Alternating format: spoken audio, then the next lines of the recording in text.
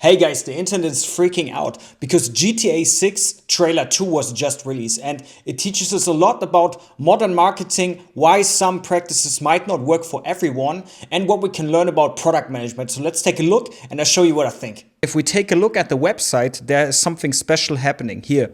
You see, this video was released 1 day ago, right? And it already got 76 million views, right? So what does that mean for us?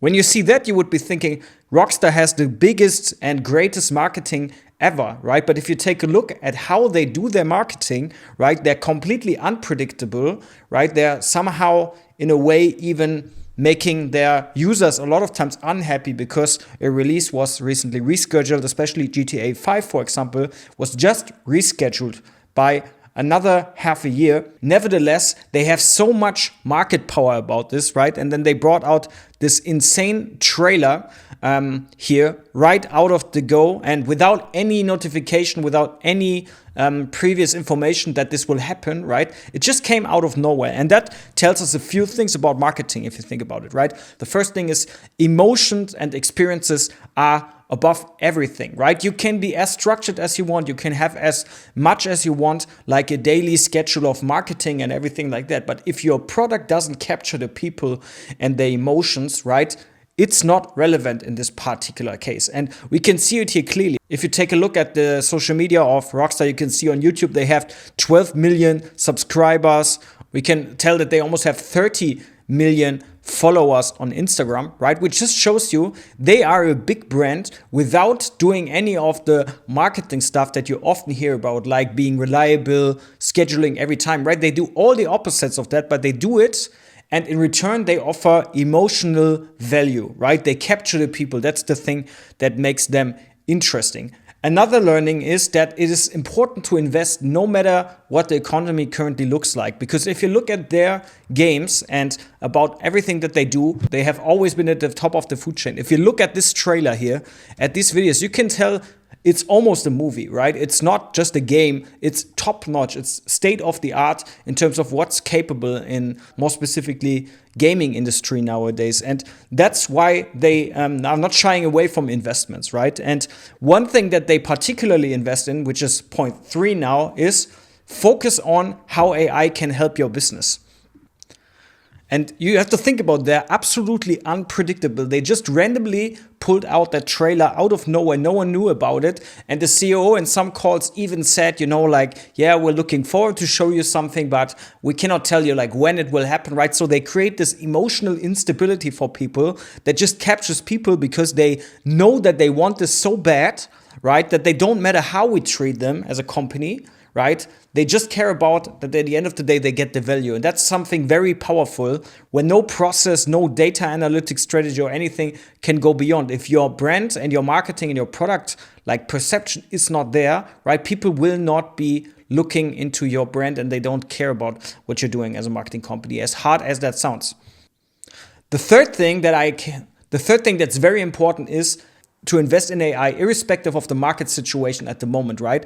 If you look at the patents that Take-Two, which is the company behind Rockstar Games, who is responsible for GTA, you can see that they have been actively getting a lot of patents that are related to AI in gaming, right? For example, for better virtual character animations, for in-game environment renderings, right? So they try to be at the top of their game, and that is something that uniquely positions them, and that also then leads to results such as these. I even seen a video by a previous developer from Rockstar Games, and he says compared to the first trailer, because this is trailer 2, right? Compared to the first trailer, there have been tremendous advancements in terms of the video quality, the lighting and stuff like this, and this all comes down to the fact, right, that they take the quality aspect as the highest standard that they can have, right? They don't care about being in the press all of the time in that sense that they know are completely predictable and they tell you what they're going to do, but instead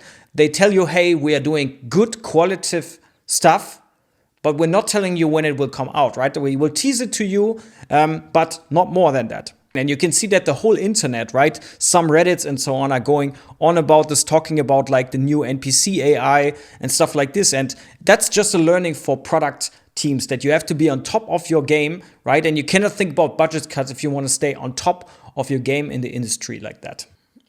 Another thing is that AI does not fix everything, right? There's a recent interview with the CEO of Take-Two, who was asked about Gen AI and AI in gaming development. And he even states that for him, it's not just that AI fixes everything, it's just a new tool set. And if you look at the earnings and like the investments that they make at Take-Two and in Rockstar Games and in the GTA series specifically, you can see they are pumping in a lot of money. And right, the results that they get, they don't come out of nowhere. It's not that they can just pull AI onto it and suddenly they make money. They still have to deliver the quality, they have to deliver like the style that comes with it, that the human component, and the AI just advances this type of skill.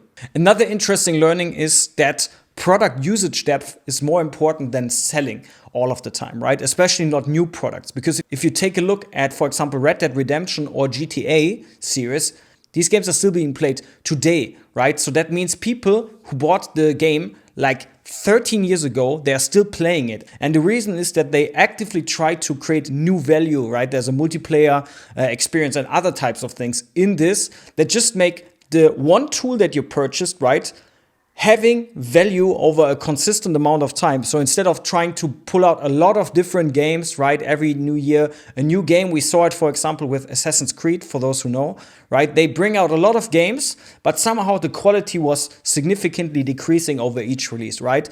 And in contrast to that, Rockstar goes the exact different route, right? They try to capture as much time with one product to then deliver the next product, but it will not just be like the next version of it, will be next generation of it. And that's something that we should take also into account, how important that skill is and what we can learn about product management and marketing in the world.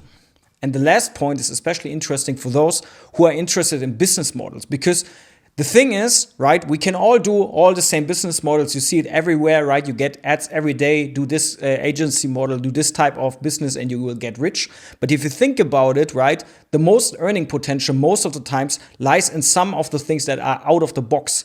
And if you think about gaming, for example, right, like 10 years ago, 15 years ago, most people, like my parents, if I would have told them I want to become a professional gamer, they would have thought like, what's going on with you? That's not like a normal thing to do, right? But if you think about it nowadays, right, somehow people found out how to monetize it, right? And nowadays, streamers, content creators, for example, who also stream their games and how they play GTA, right, they become millionaires, right? And that is something that we also have to take into consideration when we deal with products and marketing, right? That the products that we build will be used in different ways. And we could, as a company, maybe even think about how we can become part of that market, right? How we can get maybe new collaborators, new like business partnerships with influencers and stuff like this to make that thing something that we can control as product like creators and not just as people who are looking outside of the box or as like consumers of something like this. I hope you appreciated the thoughts on this. I'll show you more in the future.